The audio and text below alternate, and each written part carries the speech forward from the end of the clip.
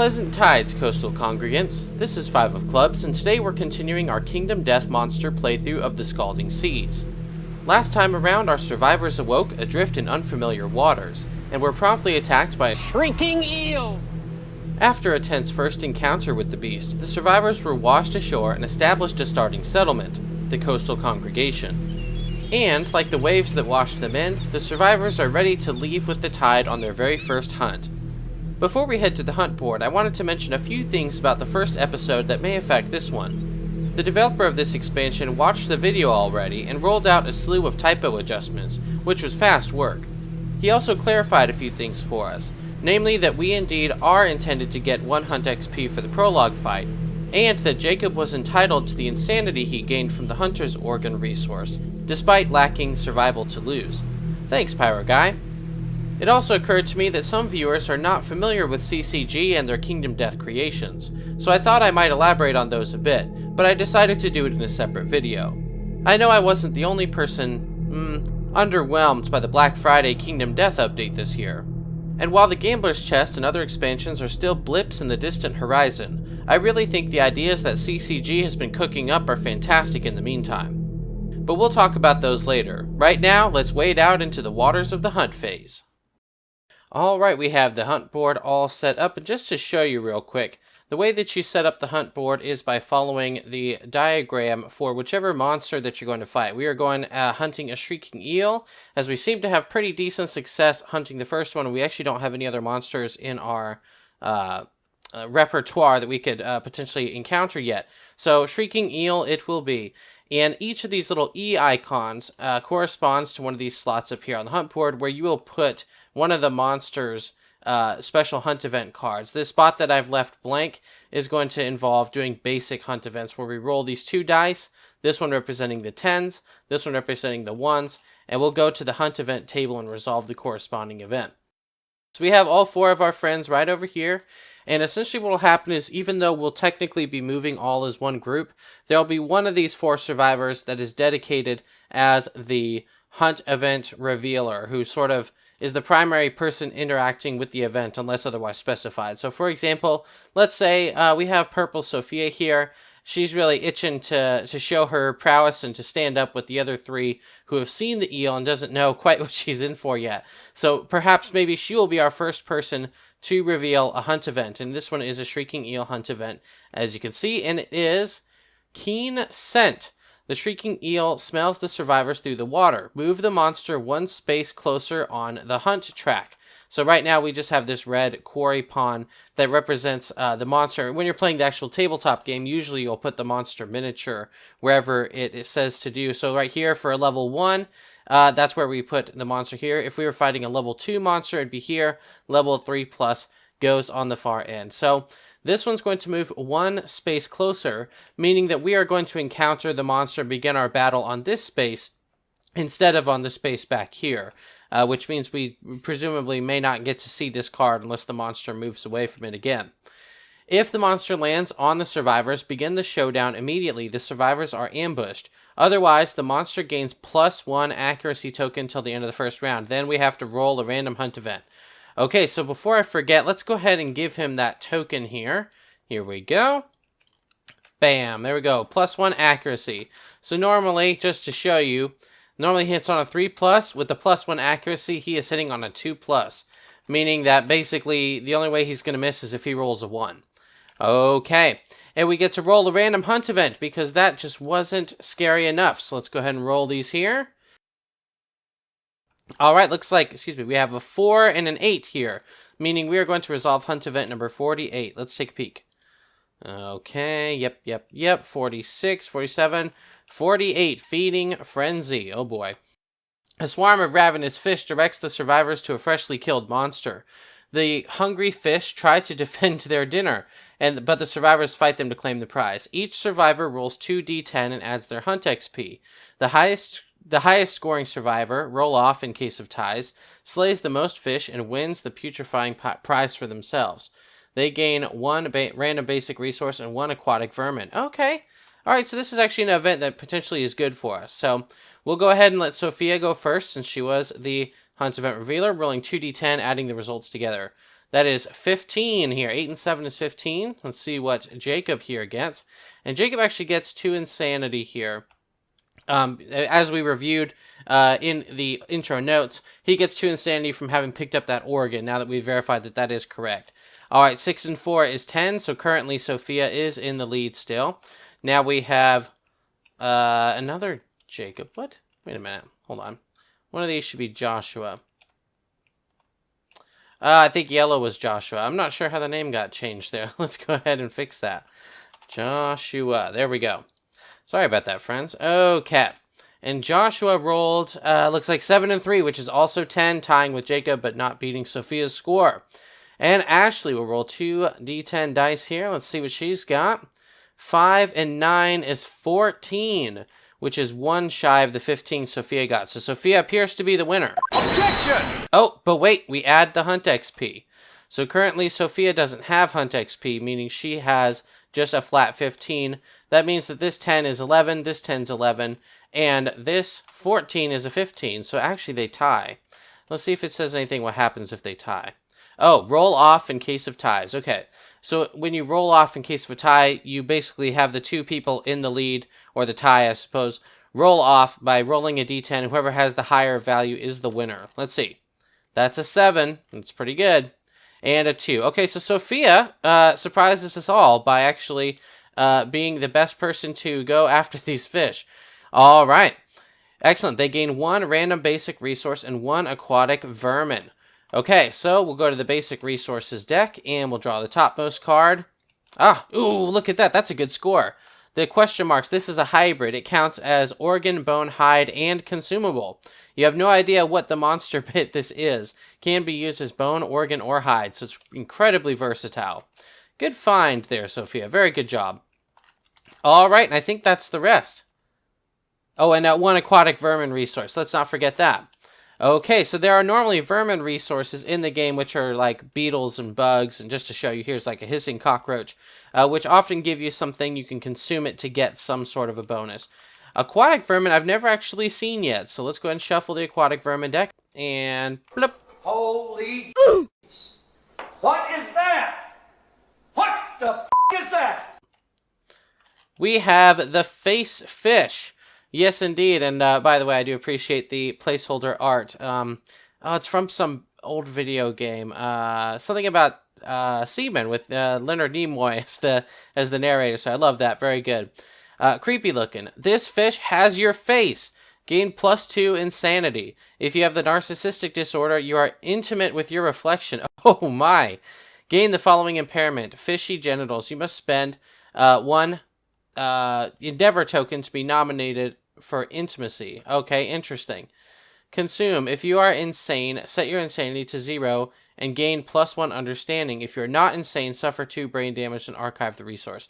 Well, for right now, we're going to start by getting ourselves some insanity. 2 insanity points. Okay, she had none, so that gives her a little bit of a benefit there, and we could consume it to give ourselves 2 brain damage. Not sure why we... Oh, and... yeah, no, I guess we really want to do that yet until maybe we were insane. But we're not, because insanity, I don't think I mentioned this in the last episode. Insanity is technically when you have 3+ in the brain area, then you are considered insane. All right, well, that was quite an event. The monster caught our scent, and we were able to catch some things for ourselves. But it's time to move on to the next space and pick another event revealer. I think let's have Joshua go. Here we go. Lonely Island. The survivors come across a solitary island. Nominate any number of survivors to investigate, at least 1. All nominated survivors gain +1 courage and roll a d10. So this is a way for us to start gathering courage, which we haven't really looked at yet. Courage and understanding are 2 character stats with various checkboxes here, and as you meet these bolded boxes here, you get various different bonuses. So I guess let's go ahead. Sophia is a rather confident sort. I think she'll probably investigate the island. Joshua strikes me as the kind of guy to investigate the island.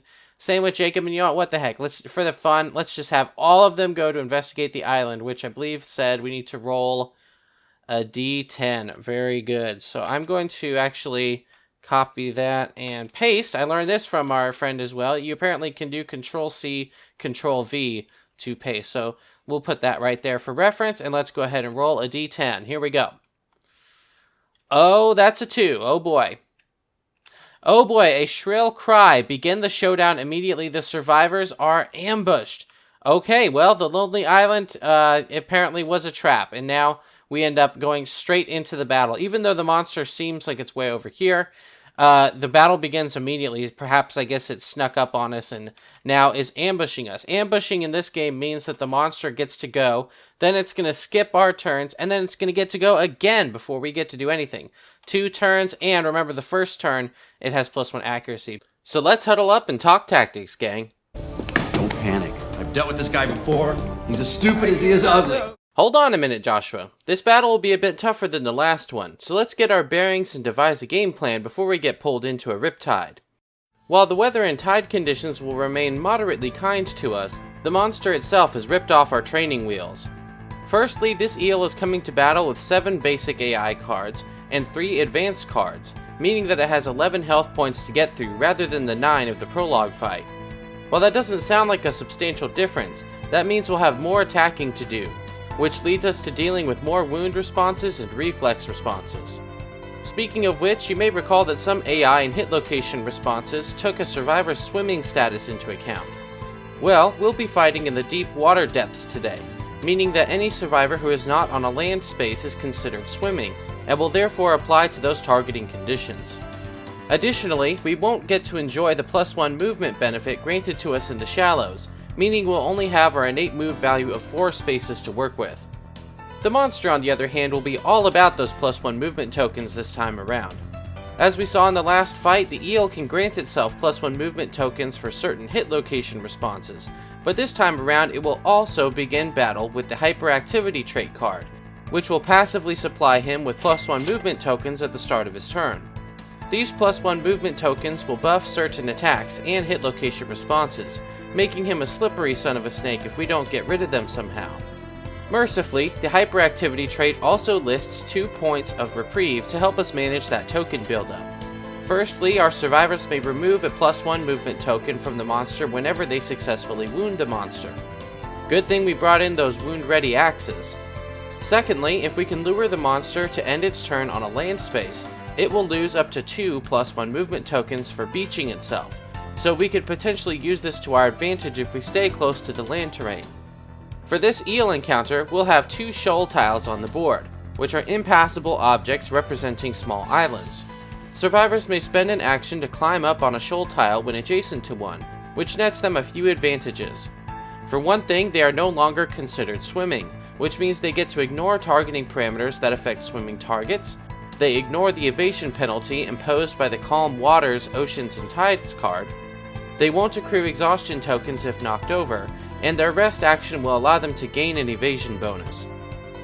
Since we get to place our survivors in any of these indicated blue spaces, I think we'll tuck these survivors near this island, with the intention of drawing the monster over to us and beaching it. From there, hopefully we can gang up on the beast and batter it into oblivion with our axes before it has the chance to clobber us too hard. In the case that it does manage to get a nibble or 2 on us, we'll remember that everyone, except Sophia, has the Tentling bracelet to help them heal up a hit location and grant them a combat buff. Everyone got the plan? Then break! And as you can see, the stage of battle is set. We have our Silk Nest shoals here on the board. And in fact, we're actually missing one. It must have fallen through the board here. Let's just put it right there. Maybe we'll put it in the actual tiles there. There we go. Right. These things that I was finicking with were actually the one random terrain that you pull as part of setup. So we got our shoal tiles, which are always there, and then this time we ended up with the stone columns, which essentially they're just like impassable objects that don't really do a whole lot for you. These ones actually give you some benefits. You can interact with them. These ones just kind of sit there and obstruct you. All right. And before we get going here in resolving the 2 attacks that this monster is going to do for having ambushed us, there was 1 or 2 things I did want to mention. Actually, mainly one big thing. The Tentling bracelets that our friends Joshua, Jacob, and Ashley have a text here, gain +1 insanity on arrival. So I went ahead and gave that to our friends because that can be the difference between taking a brain trauma or not. So that is something to note. And then one other thing I may do in the future, if you ever see me put a token on top of this deck, it's because sometimes I have a nasty habit of skipping the hyperactivity start of monster turn effect, and that's a good reminder. But it is the start of the monster's turn, so let's just put that token right over there, because as you can see, at the start of the monster's turn, if it has a number of +1 movement tokens equal to or less than monster level, it gains plus monster level movement tokens, so it is going to gain 1. All right, and its card is Tail Slap.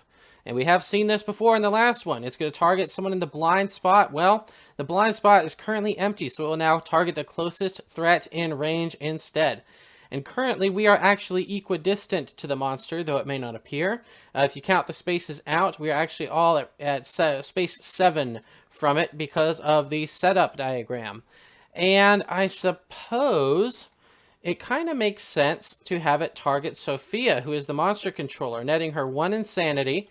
And she has a survival, so if she has to dodge one of the hits from the tail slap, then so be it. Okay, so it, I believe, is going to move and attack. Yep, move and attack target. This attack gains +1 speed for each +1 movement token on the monster. Well, it actually does have one this time around. The first time we get to see that happen. And then the turn the Shrieking Eel to place the monster, place the survivor in the blind spot. So it's going to move 3, 4, 5, 6. It's going to rotate and try to whip its tail across the face of our new survivor, Sophia. Okay, and this speed 1 is a speed 2 because of this. So that's going to be 2 dice hitting on 2+ because of the +1 accuracy, and if not for that, the -1 evasion. 4 and 6, yep, those are both hits. So let's go ahead and roll that. That is the foot and the body. So that's 2 hits going here, body and the foot, or the legs. There we go. Now, I could have spent a survival to dodge one of those hits if I wanted to, but I try my best to save at these low survival counts. I try my best to save it for when things are more dire than this. Okay, so he smacked us real good. After damage, the target gains -2 accuracy until the end of the round. So let's go ahead and give you 2 accuracy tokens. There we go. Oh, but you know what? Something interesting is about to happen, so I guess we'll talk about it here. Right, and so it is now the end of the monster turn. So at the end of if the monster ends its turn while sharing space with a land terrain, remove 2 +1 tokens to the monster. It only has 1 to lose, so we'll go ahead and do that. Second, it is now the end of the monster's first turn. So it's going to lose its accuracy token, since it has now used that benefit from the hunt. And now it's going to go to our turns, but the Shrieking Eel is ambushing us, so it's going to end up skipping our turns, starting a new round where it begins its turn anew, so a second turn. But you might have caught what I said there. It starts a new round because it doesn't take another turn in the same round. Given that it's a new round, guess what? That means that these that lasted till the end of the round are now gone. So it's sort of like even all. He lost his accuracy bonus. We lost our accuracy penalty. So yeah, I mean, she did get sort of smacked across the body and the leg. But you know, all in all, I guess we're not too terribly off for a start. But that's because I haven't seen what comes next. Let's see. Oh, and here I am forgetting already. Start a monster turn. It needs a movement token. There we go. Intimidating display. Pick target closest survivor in range. Well, it's currently a tie between our two friends here, and given that it's a new round, Joshua will be the person who picks the tie. You know, I think right now Sophia actually has more brain armor, insanity. She does, and I think this attacks insanity. So you know what? Let's have it target her for that, because it's closest survivor in range, not closest threat. So it knows that she's back there. So I think it's going to turn to face her. Bring it on! Bring it on! Intimidate target. The Shrieking Eel thrashes around in the water, making it foam and churn disturbingly. Turn to face the target and roll a d10. On a result of 4+, the target suffers monster level brain damage and is knocked down. Okay, so she has the chance for it to not resolve this. Let's see what happens. Oh, that's a Lantern 10, which normally we applaud such rolls, Sophia. We appreciate your vigor, but it was misapplied this time around. Okay, so unfortunately she is going to go right into the drink there. And that's going to net her one of these exhaustion tokens at the end of the round if she doesn't stand back up. Goodness, but all right, so somehow or another, despite the fact that it is a beached eel, it was able to churn and foam the water disturbingly, which is kind of funny. Okay, and now that it's the end of the monster's turn, again, he is on land, so he's going to lose that movement token. Very good. All right, now it's our turns. Ooh, who to go first? I think we're going to have Ashley go first, because poor Sophia is going to try and get her legs under her. You know, it's new, you know, you're in the deep waters now. Sophia's never swam before. It's to be expected, right? Okay, but Ashley, who's had some time in the water, is going to go into the blind spot for the eel, and she's going to try to swing her new bone axe and snag it right into the eel. Oh, look at that. 8 and 9. We actually only needed a 5+ with the bone axe's 6+ accuracy. So those are both going to be hits. What do we got? Alacritus Electro nodes with a wound response. The monster gains -1 accuracy token until the end of its turn. Ha! Yes! Now maybe it's your turn to be inaccurate. That's not a word, is it? No. Inaccurate. That's it. It's your turn to be inaccurate, perhaps. Then the attacker gains the priority target token. Okay, so that's the trade-off. And the Alacritus Spine has +2 toughness to wound this location, which is a good thing that we are attacking with our 3 strength bone axe instead of our 1 strength driftwood stake. So, and that has a failure response. Perform basic action, target the attacker. At the end of the attack, full move the monster away. Okay, I'm going to do that one second because I have the highest chance of failing that one, and if I fail, he's just going to run away, and I won't be able to resolve this one anyway. So let's start with the Alacritus Electro node. We roll 1 die. We need a 5+, please. That is an 8. An 8 is above a 5, which +3 strength for our axe means it's 11, which certainly surpasses the toughness of 8, which I don't know that I commented on that yet, but yes, the toughness of this monster is 8, whereas the toughness of the prologue version of the eel was 6. So there we go. Bam, bam, bam. 1 wound right there, and a -1 accuracy token. There we go. And unfortunately, though, the priority target token for Ashley. There we are. Okay, and the Alacritus Spine is next. +2 toughness to wound this location. So, whereas Ashley needed a 5+ to wound the last, she needs 7+ for this one. But maybe she can pull it off for us. Let's see. Oh, boy. Yes, so this is really exciting for a number of reasons. One, of course, it does a wound, which is always good, so let's start that. But, here we go. The Bone Axe has the Savage trait. Once per attack, if you critically wound, cause 1 additional wound. This effect does not apply to impervious hit locations. Yes, so that means instead of dealing 1 card over here, we get to deal a second one for free in 1 hit and resolve the critical wound bonus right here. Persistent injury, damaged spine. Whenever the Shrieking Eel draws a eye, roll a d10. On a result of 1, discard the card. Remove +1 movement token from the monster. All adjacent survivors gain 1 insanity. Ooh, yes. Yes, monster. Yes, indeed. Oh, man. Excellent vengeance for you, Sophia. We've done it. Okay, very good. So we'll keep that out here to remember that we have that persistent injury. I don't know that we actually have the cards in here that have the damaged spine text, but maybe we do. We'll have to see. All right, moving along, it's Joshua's turn, and there is this lovely spot in this blind spot right here behind the monster. It worked out so well for our first axe wielder. We just have to go in there with our second. Let's see what happens here. 5+. That's a 3 and a 2. Okay. Well, Joshua, you know what though? It's a new weapon. I get it. You know, sometimes you need a practice swing or two to get your to figure it out, and you're in the water as well, so you're trying to swim and swing at the monster. I get it. You know. Please, no Johns. I understand. It's okay. It's all right. I'm not going to judge you too hard for that. Okay, and then there's Jacob over there. Jacob is the last one to go. You know what I'm going to do with Jacob, though? I'm actually going to have him go ahead and eat that bracelet, which is going to let me heal up 1 hit location and give me the Brain Frenzy Trauma. So there we go. I'll heal the head, and we're going to do the Brain Frenzy Trauma, and I'll read the text here. Gain 1d5 Insanity, +1 Speed token, and +1 Strength token. Ignore slow on melee weapons. You may not spend Survival. You may not use fighting arts. You may not use weapon specialization or weapon mastery. Can be gained multiple times, lasts until the end of the showdown. So he just becomes a reckless combatant. Oh, sorry, Ashley. He just becomes a reckless combatant. He attacks with more speed, so he rolls 3 dice instead of 2. He's hitting with more strength. He's going to get some insanity, so we roll this die and divide it by 2, rounding up. Okay, so that's going to give us 3 insanity. Boop, boop, boop. There we go. And he won't be able to use survival. Well, he doesn't have any. He won't be able to use fighting arts. Doesn't have any. He won't be able to use weapon proficiency, weapon mastery, all that good stuff. But he doesn't have any. So this is an ample and opportune time to use that. Very good. And he still has his movement, which I guess I'll move right here. 1, 2, 3, 4. I'll move him right there. Yep, that's what I think I'll do. Okay, so that was everybody. So now, unfortunately, it is the monster's turn, and we know it's going to be targeting Ashley for her, in vengeance for her critical attacks.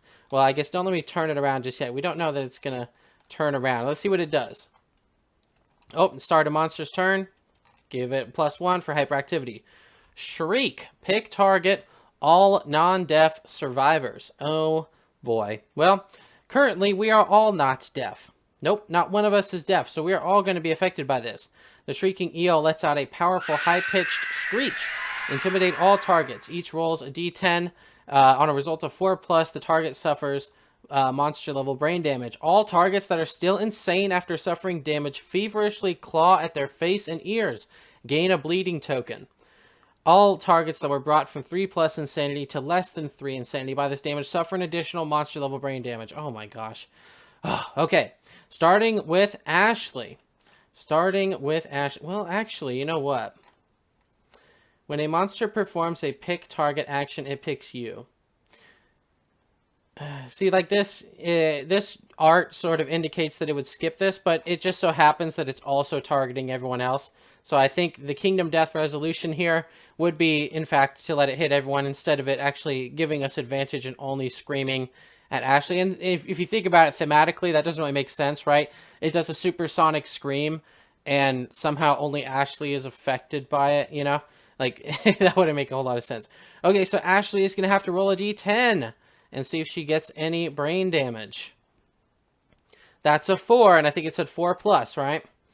4+. Yep, she suffers monster-level brain damage. Bloop. Good thing we had the Tentling bracelet. All right, next up, let's just do Jacob. Let's just go right to left here. That's a 2, so Jacob is actually spared from it, which he would have potentially had some trouble with it. Okay, moving right along, going to Joshua here. Joshua rolled a 6, meaning that he is going to take 1 brain damage from it. And last but not least, Sophia rolls an 8. So she's going to take 1 as well. Well, that screech wasn't very fun, was it? Okay, that -1 accuracy token didn't even help us. Too bad. Okay, well then again, we also got a freebie at the start of the match anyway, so maybe it kind of balances out. Okay. All right, the shriek is concluded. That means that Sophia's going to stand up, and it was the end of the round at the end of the survivor's turn, so she technically gets this. This should have moved over to Jacob, but it picked everybody. So next, Ashley's going to be the picker for that. The good news is, actually, it didn't move to face anybody, so Ashley and Joshua are both still in the blind spot with their axes, and they are ready to attack. So let's start with, let's start with Ashley again. Here we go. 2 dice. Hitting on 5+. 4 and 6. Okay, the 4 is not going to cut it. The 6, however, will. Oh, and you know what? Actually, this movement token is gone because it ended its turn on the island. It decided not to move, which I'm starting to believe that this Shrieking Eel is, in fact, a land eel at this point. Alacritus head with a wound response. Okay. 5+ is a wound. That's a 1. Okay, that's not going to do it. But actually, this is kind of a good one not to do it on. This is that one we saw last time. The monster lets out a piercing shriek. All non-deaf survivors suffer monster level +1 brain damage. So while Jacob would have been fine with his 6 insanity, most everyone else, this person, and Sophia would have not been fine, with 2 of them having to roll on the brain trauma chart. So you know what? I think it's okay. We didn't wound the head. No problem. And I think we're going to move away just a little bit. 1, 2, 3. There we go. Sometimes being adjacent to the monster can be kind of bad. So, yes. And then I think what we'll do next is we'll have Joshua go. Again, still in the blind spot. So 2 dice here. Here we go. What do we got? 7 and 5. And in the blind spot, both of those are going to hit. Oh, we have a first strike here. So that's going to make itself go first. Hunter's Terminal. Reflex. Roll a d10 for each swimming survivor within 3 spaces of the monster. If any of those survivors have metal gear in their gear grid, add 2 to the result. And on a 5+, you suffer monster level damage to 3 random hit locations and get stunned. Oh my gosh, this is a terrible card. Wow. Okay. Alrighty. So I guess Joshua's going to have to swing at this creature here. And let's see what happens. That is a 6. 6 plus 3 with the axe is a 9, which does result in a wound. So at least there's that. But the reflex, unfortunately, is going to resolve. So let's count how many figures apply here. 1, 2, 3, and Ashley is actually at range 4 at this point. So Ashley will be spared. Okay. All right. Rolling, and we need to get 4 or fewer. Nope, that's a 7. So that means he's going to take 1 damage to 3 random hit locations. Here we go. That's the waist, the head, and the body. Oh my goodness. Waist, head, body. And now that he took a heavy injury, well, he's stunned anyway, so he wouldn't be able to resolve this because he's stunned and can't, he would have to end the attack. So I guess that's that. All right, Jacob's next. Here we go. Let's get another low roll, Jacob. How about that? Oh, that's a high roll, Jacob. Come on. What is this? Okay. Oh, man. So he's getting hit in the leg and the body and the body. Oh, boy. Body, body, leg. And he took a heavy injury. So that means that he is also going down. So he and Joshua are going to be getting exhaustion tokens. Oh, that's Ashley's character board again. My goodness. Maybe I'll have to think of locking it down. Okay. And last but not least, Sophia, who has just stood back up. Is she going to be going right back down again? 9, of course. Goodness gracious. What a brutal hit location. Okay, we have the body, the head, and the legs. Head, body, legs. Oh, no. Look at this. Basically, if she takes damage at any of those locations, she is in big trouble. Wow. Okay. That is very unfortunate. Oof. Oof, oof, oof. Okay, well, that basically ends the round because our friends here are just going to flounder. They won't have anything that they can do. So I'll go ahead and give out our exhaustion tokens here. Here we go. She's at 2 now, 2 out of 5. All right, the good news is laying down like this, they aren't considered threats. So maybe that will be our saving grace. We'll have to see.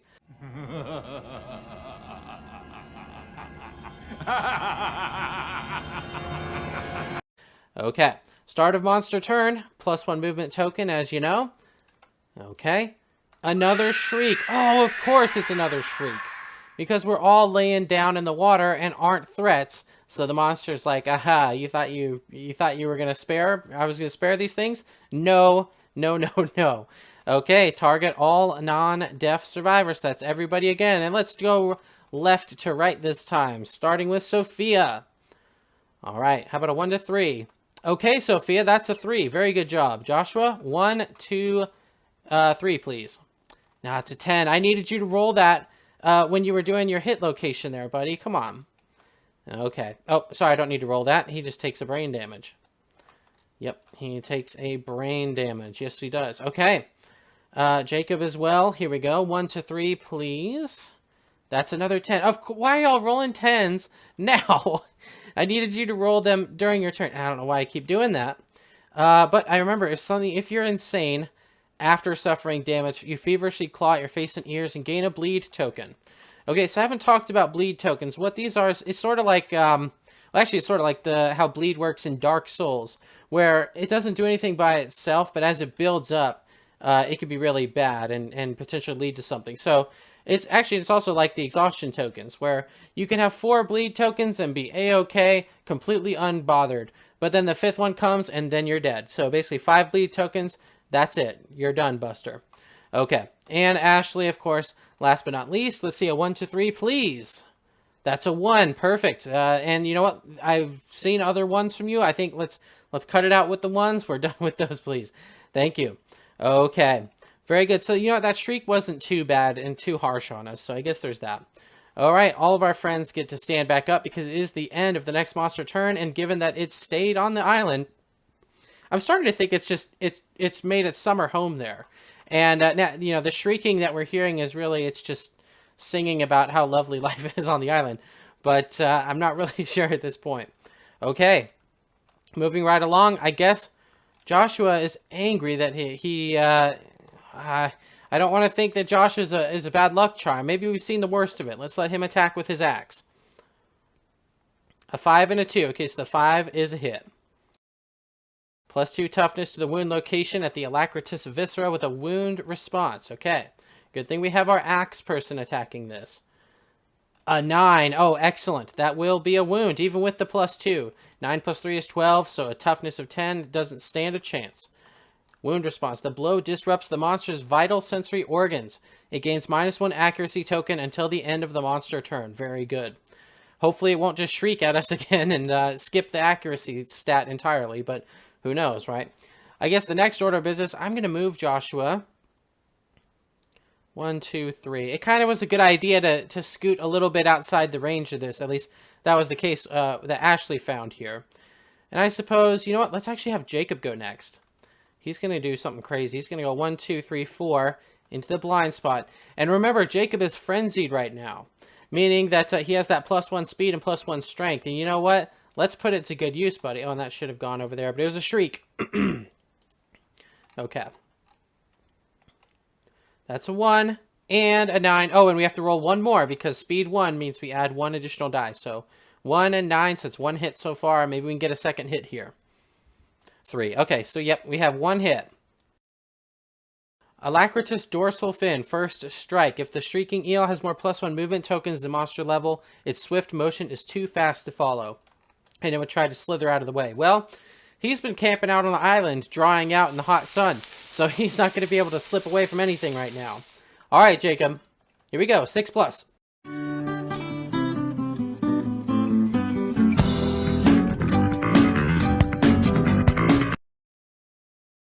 What? Well, a 1's not going to do it. That was actually really sad, right? It landed on what looked like the 10, and then it was just like, just kidding. It's a 1. Oh, no. Okay. Wow, that's very unfortunate. Oh, and the failure response. Monster gains a +1 movement token. Perform basic action targeting the attacker. All right, so here it comes. It's going to attack me right here. 2 dice, hitting on a 2+. 4 and 4 are going to be hits. So let's see where we are getting hit. That is the body and the arms. I mean, the legs, I'm sorry. So the legs, of course, is going to knock us down, but the body is the real problem because right now we are at heavy injury to the body. That means we're going to roll on the body chart. Here we go. That is a 5 on the body. Destroyed back, a sharp cracking noise. Suffer -2 permanent movement. You can no longer activate any gear that has 2+ strength. This injury is permanent and can be recorded once. Gain a bleed token. My back! Oh, my back! Oh boy, well, looks like someone has been, wow. Oh dear. Okay, and a bleed token. Here we go. Okay, so he now only has 2 movement, despite the fact that he is frenzied. 2 movement is going to be almost useless for us going forward. We may have to end up retiring our dear insane friend Jacob because that is just not going to fly. He's just going to spend the whole battle trying to chase after the monster, and then the monster will swim laps around him and eat him, I suppose. So that's just terrible. Okay, wow. All right, well, that didn't work out so well, did it? Next, I guess since Sophia's in the blind spot, she might as well take advantage of it with her driftwood stake. 7 and 9. Actually, those are 2 hits. I might regret it, but those are 2 hits. We have a failure response. Seems somewhat likely at this point. The jaw snaps back, suffer a brain damage if the attacker is adjacent to the monster it turns to face them and attacks. Or the Alacritus anal fin with a wound response. Each survivor in the blind spot is sprayed with a violent release and rolls a d10. On a result of 3+, they suffer 1 damage to random hit location and suffer knockback 5. Cancel all hits now out of range. Well, these are both pretty bad. I think a failure is pretty likely. So maybe if we put the wound one first. If we happen to wound it, then we're getting knocked back, so we don't have to worry about taking this damage. If we don't happen to wound it, we miss it, and then we go for this one and only have to potentially resolve that damage and that stuff. That's the logic there. Okay, so I suppose I will try my best to wound it. Okay, she's not enraged, so she only gets the +1 strength from her weapon. Nice. But she did it! She did it, the mad lad, or whatever the woman version of lad is. You are so dumb. You are really dumb. For real. She did it. That is a 10. That's a critical hit. Oh my goodness. Gain a random Shrieking Eel monster resource. Remove a +1 token from the monster. Thank you very much. I will be taking that back. And the beautiful thing about it is we don't even resolve that terrible wound response. I guess I don't even want to think about how our strike happened to hit the anal fin in such a way that it did not explode upon us. But in any case, I'm just happy that we got the crit there. And we get a random eel resource. What do we get? We get the eel tooth. Okay. And I'll put a copy up there. And it says, when gained, nominate a survivor to gain an insanity. Well, who needs insanity? Oh my gosh. Sophia is just racking up all the resources. She has 1 insanity. Joshua has 0. And a damaged box there. Maybe we'll give it to him. Let's just see. 5, you don't need it. You have a box still. So Joshua's in much more dire straits as far as that goes. Okay. Right, and we still get to attack the Ravenous Jaw here. Failure response. What about another, like, Lantern 10? Maybe a 9 if you're feeling... Woo! Okay. I was just saying that facetiously and sarcastically. I didn't realize she was actually going to roll another Lantern 10. Oh my gosh. Another critical wound with a persistent injury. Shattered mandible. Okay, we'll put that right up there next to the other. And of course, we will deal our wound. Let's get rid of one of those shriek cards, huh? Wow. You know, I really wasn't feeling very confident coming in here with those driftwood shards. But actually, it turns out in the hands of Jacob in the first match and Sophia in the second, maybe I've underestimated them a bit. Okay, moving along. We still have Ashley who can go. She could come and attack it from the flank here. 1, 2, 3, 4. And she does have an axe. So let's go ahead and give that a quick try here. 2 dice hitting on 6+, not in the blind spot. 2 and 1. Okay, well, Ashley, great job. You horribly failed, but that's okay. All right. It's now time for the monster's turn, and I did thankfully remember to move the monster controller appropriately. It is the start of the monster's turn, so he's going to get one of those. And let's see what card we get. Oh, and let's not forget, -1 accuracy this time around. But, of course, it is the Shriek, which doesn't care about accuracy anyway. Target all non-deaf survivors, and they roll, and you know the drill by now. Okay, this is a Shrieking Eel. Living up to its namesake. That's a 10, so she's going to take one of those. Okay. What do we got here? That is a 9, so he's going to take one. Good thing we got that eel tooth and was able to give him some of that insanity. Jacob over there. That's a 4. Close, buddy. You're close. And unfortunately, since we're still insane, we're going to get a 3rd bleed token. Oh, dear. And Ashley here. Here we go. That is a 6, so she's going to get her first light injury there. So we have a few characters out here who, if we get shrieked at anymore, we're going to be in some trouble.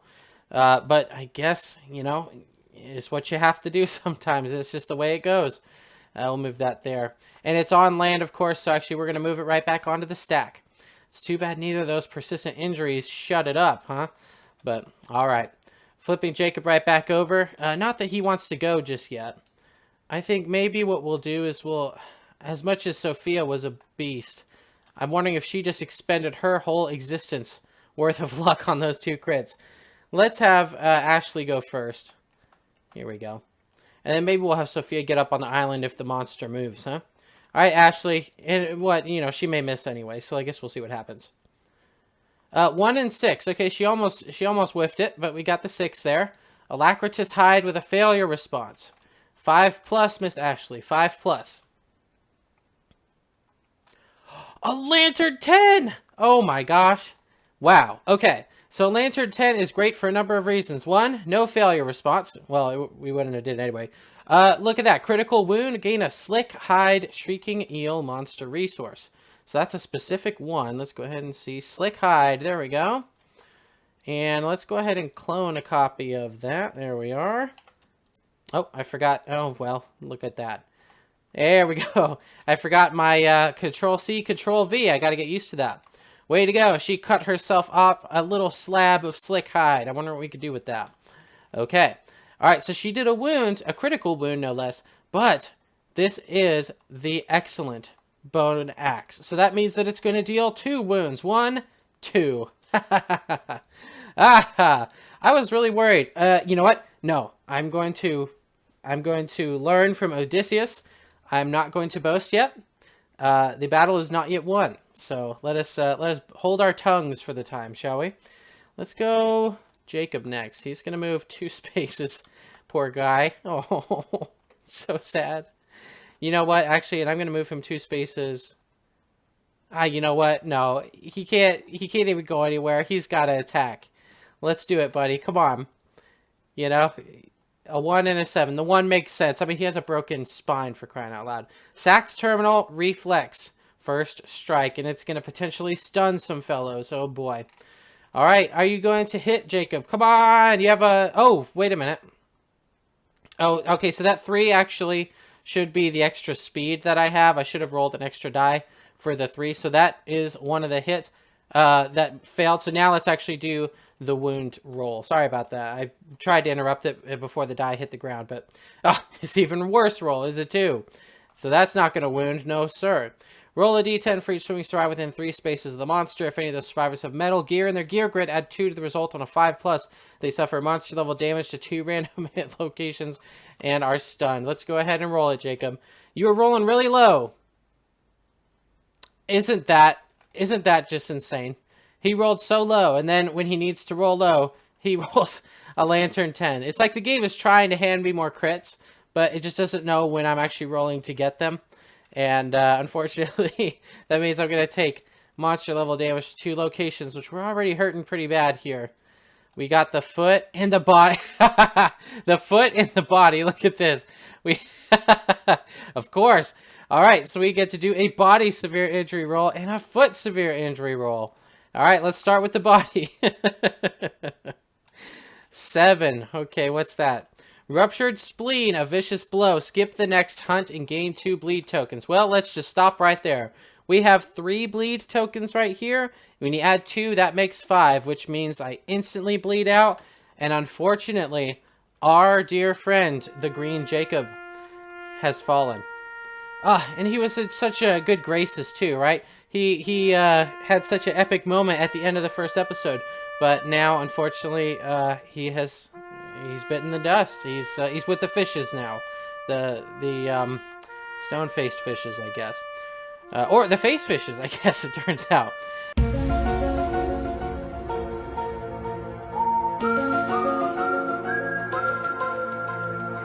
And oh no. Okay, but unfortunately, he's not the only one suffering this fate.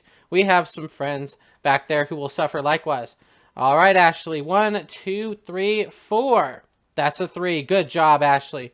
And same for you, Miss Sophia. 1, 2, 3, or 4 will do, if you please. Lantern 10. She just can't help herself now. She's tasted the crit, and now she wants it all the time. Okay, 2 of these. Here we go. Body and the body. And as luck would have it, she has both of her injury boxes full, which means we are rolling twice on the body die here for the severe injury. So let's go ahead and roll the first one. That's a 3. That can't be good. Bleeding. Gain 2 bleed tokens.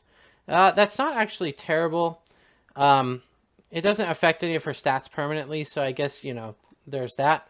I wish with all my heart I could spend this survival to dodge the other hit, but technically it says cancels 1 hit, and this isn't actually hitting us. This just says they suffer damage to the spot, so I cannot dodge it. All right, another roll. Here we go. That's a 4.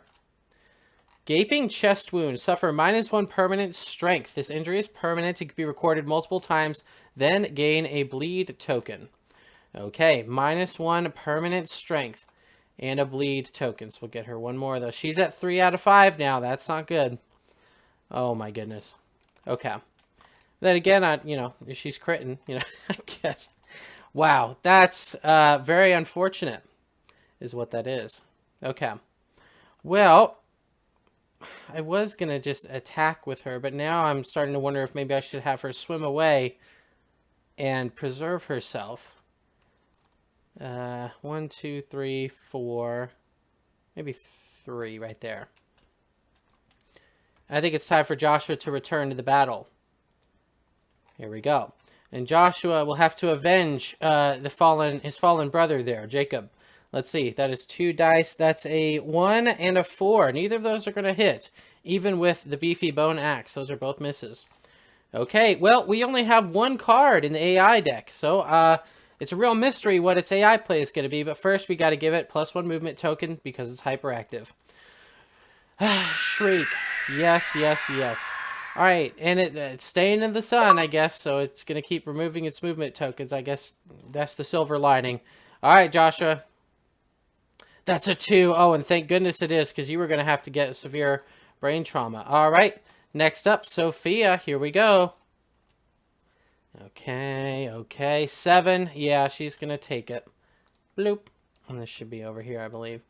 Not that it matters, but, we're trying to stay up with the proper resolution of things. And a 3. Excellent. You would have taken a brain trauma as well. So, wow. Okay, so the people that we really needed it to happen with, it turns out it did. Okay. And end of the monster turn. Bam, bam. We only have 12 cards left in here, and there was 9 here. Oh, no, 11, technically, with these 2. So, I mean, I guess, that trap's in there somewhere. I don't know where, so I guess we really need to make the most out of these turns. So, what I'm going to do is I'm going to start with Joshua. There we go. And let's go ahead and roll his 2 dice, hitting on 5+. That's a 9. Excellent. And an 8. Okay. Or maybe not excellent. I guess we'll see. There's that impervious ground terminal there. Impervious hit locations cannot be wounded. A wound or critical wound will not remove AI or defeat the monster. I remembered this was in there somewhere. So, and it has a reflex. So basically it's going to have this reflex happen, and it's not even going to take a wound for its troubles. That's just terrible. Let's start with the Alacritous Eyes, shall we? Which is a wound response, but at the very least, we have a chance to actually wound it. So let's start with that. That is 5. 5 plus the 3 strength on the axe brings it to 8, which matches the toughness, meaning that is a successful wound. Bam! There we go. The Shrieking Eel focuses on the attacker. They gain the priority target token. Oh, well, isn't this a familiar story? The last wound in the game, Joshua gets the priority target token. Yes, indeed. Time repeats itself. Ground terminal. Yep, let's go ahead and roll. If I get a crit, yay. More than likely I won't. Oh, so close, actually. That's a 9. I was very close. Okay. So, the reflex. If the attacker is adjacent to the monster, they roll a d10. And if they have Metal Gear in the gear grid, add 2 to the result. On a 5+, they suffer star monster level damage to a random hit location and are stunned. Yes. Okay, so let's go ahead and roll. 1, 2, 3, or 4, buddy. Hey, there you go. That's a 4. Way to go, Joshua. Way to go. All right, but that's that card. And Ashley is next. 2 dice. 2 dice for Ashley. Yes, indeed. That's a 2 and a 10, but it's just a little early, isn't it? Because that perfect hit will not result in a crit. Alacritous Caudal Fin. If the Shrieking Eel at first strike. If Shrieking Eel has more +1 movement tokens than monster level, it swiftly avoids the attack. It does not. So Ashley will be able to hit this beast. And I'm just going ahead and calling it now. She's going to hit it for sure. 9. 9 plus 3 is 12. That is a hit, which does the final wound to the monster and finally brings this battle to a close. Woo! Okay. Well, so we lost somebody along the way. We did. We lost poor Jacob, so let's have a moment of silence for our fallen brother. I will remember you. Will you remember me? Okay, that was it. Let's go ahead. Now it's time to get our battle goodies, our rewards. So Jacob's dead, so he's not going to get anything. He's just going to go to the trash, unfortunately. First order of business, Sophia gets her first hunt XP for making it through the fight with 3 bleed tokens and 2 exhaustion tokens, so she worked for it. Joshua will get his second hunt XP, meaning that he is going to get his first age milestone. And Ashley will likewise. Very good. And to explain what the age milestones are, I will go right over here. Pull up the age. Excellent. Your time in the darkness changes you. Gain the benefits of the Hunt XP milestone you have reached. A survivor may only gain each milestone benefit once a lifetime. We have a weapon proficiency here. We get to select a weapon type for weapon proficiency. Essentially, you just commit to using that weapon, and every battle that you manage to successfully wound the monster with that weapon will give you weapon XP, and then you can level up to be more and more powerful with that particular weapon type. So I think for Ashley, we are going to let her be a spear person. Here we go.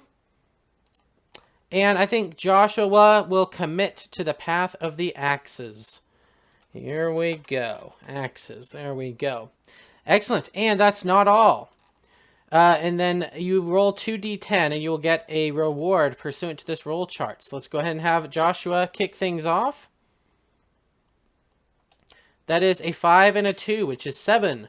7 to 15, gain 1 random fighting art. So we go to the shuffled fighting arts deck, give it a shuffle. Beast Slayer fighting art. If you land the killing blow on a monster, you may gain +1 permanent bonus to an attribute of your choice by spending survival equal to 4 plus your current attribute value. Limit once per monster per level. Oh my gosh. Wow, that's an interesting effect. I've never seen that before. Oh, actually, given that it doesn't have art, I'm supposing that this is one of the new fighting arts for this campaign expansion. So there we go. Get to see something new. All right, and then Ashley gets to roll her 2d10 as well, and let's see what bonus she gets. 9 and 6 is 15. We already know that a 15 is also a fighting art, so let's put this back in there. Shuffle, shuffle. Unconscious Swimmer. You gain the drowning survivor status when you gain your 7th exhaustion token. Okay, so it's like she has increased lung capacity or something. She's able to take more exhaustion before drowning or getting the drowning status. So, okay, not bad. Not bad. Not bad in any way. And, of course, we also get some eel resources and basic resources. Very good. Here we go. We got 1, we got 2, we got 3, we got 4. We got another wild. Okay, hide love juice, which is an organ. Basically, as you can see here, during the settlement phase, you may archive this resource to engage the intimacy benefit nominated survivors must be able to consume. So, somehow or another, this Shrieking Eel had some sort of fluid, probably not in the anal fin area, that apparently makes you very intimate, it turns out. And intimacy leads to birthing new survivors, which is how you increase the population of your settlement and gain other various benefits. So that's very good. The other way to do intimacy is you have to do this event where you roll, and if you roll an 8+, you get intimacy, but 7 and less you don't. So this is much better to just archive it and then go for it. All right. We have a razor fin. The fin cuts through the water with minimal resistance. Yes, indeed. We have a slick hide, another one. Slippery flesh is hard to hold. We have another eel tooth. When gained, nominate a survivor to get an insanity. Joshua. There you go. Right. And last but not least, braided sinew. Yes, we do. A tight weave of tough strands. Very good. Okay, so we will take these resources with us and our new fighting arts, and we will head back into the settlement and do the settlement phase, which I will provide an overview for now. As Dariene spotted the returning party on the coast, she hurried them inside and directed that their wounds be tended to. 4 departed on this hunt, but only 3 returned. With heavy hearts, the hunt party reported on Jacob's tragic fate, and a fitting deluge poured down as though to mourn their loss. Whilst the despair of this news was nearly palpable, the hunt party came back with heavy pockets as well. There was work to be done, but first a time of grieving. Dariene, distraught, took to the shore once more, staring out across the rippling horizon as she parsed her thoughts. Death was a new concept to them, and the death of someone close even more so. An existence evaporated. Was there meaning in this? As the sea storm churned in the distance, a flash of lightning illuminated a vast silhouette on the horizon. A large structure, perhaps? No. A sea vessel of some sort? Squint as she might against the fury of the rainfall, Dariene failed to find the phantom watercraft again. Unsettled by a sense of foreboding, Dariene headed back toward the settlement. There were decisions to be made. As she neared the settlement's borders, she saw a gathering of congregants peering out into the water. The center of their gaze fixated on an alien creature floating in the water there. Fear and fascination fluctuated across the congregants' confounded faces at the sight of it, pressing them to peer closer in one breath but pull them back at the next. Thus it fell to Dariene once more to lead the congregation. Stepping forward dauntlessly, Dariene approached the bulbous creature. As she neared the water's edge, she locked eyes, or more fittingly, eye, with the alien entity. In a sudden churn, the creature barreled toward Dariene at staggering speed. At the last moment, taking a cue from the Shrieking Eel, Dariene deftly dodged out of the way of the ramming monster. The monster, to the shock of all, simply burst like a violent, bloody bubble, the force of the blast rippling Dariene's waistcloth from a few feet away. The congregants couldn't help but envision the impact of taking such a blast head-on. The visceral thoughts terrified most, but Dariene found a welling sense of thrill from the close call. A welcomed distraction from the psychic stain of the spectral sea ship gnawing at the edges of her memory. Death, it seemed, was an inevitability, perhaps for all the congregants eventually. Dariene led the settlement in deciding how they would handle the deaths of other congregants, opting to honor their memory by sending small vessels bearing the lanterns of the fallen out to sea. Joshua took the task of presenting Jacob's lantern to the ocean, as he among the Coiled Congregants held the highest degree of kinship with Jacob, though Dariene couldn't miss Ashley's tears amidst the rain on her face. In a cry of rage and passion, Joshua branded himself in honor of his coiled kin. As life was honored in passing, new life began. Using the love juice fostered from the eel, a new survivor was born, blinking inkless eyes in wonder at the congregants. The eel took a life, yet granted a life in exchange, it seemed. Joseph, the eel-born, renewed a sense of hope among the survivors. They would protect Joseph and their fellow survivors no matter what it took. And that meant getting to work to fashion weapons and armaments the likes of which had never been seen or conceived. Harnessing the eel's resources, the survivors crafted new weapons and finally some armor. Dariene was the first to be fitted for a rawhide vest, given her weak spot, which allowed her to pursue the thrill of the next hunt. The survivors also managed to fashion a means of mimicking the mark of Jacob scarred on Joshua's temple, which led to inklings for some new ideas in the future. I'll go over the nitty-gritty of all the new toys I built using the remnant resources from the prologue, and why I built them in the next episode's Tactics Talk. But until then, thanks so much for watching, and I hope to be back with episode 3 soon. Oh, and thanks for 200 plus subscribers. Funny enough, the dog who I jokingly offered to reward for reaching the 100 sub club a few episodes back is actually here again when I reach the 200 one, which is pretty insane timing. So she'll be getting a nibble or two for the 200 sub club as well, and that's all thanks to you. Take care and happy gaming, everyone.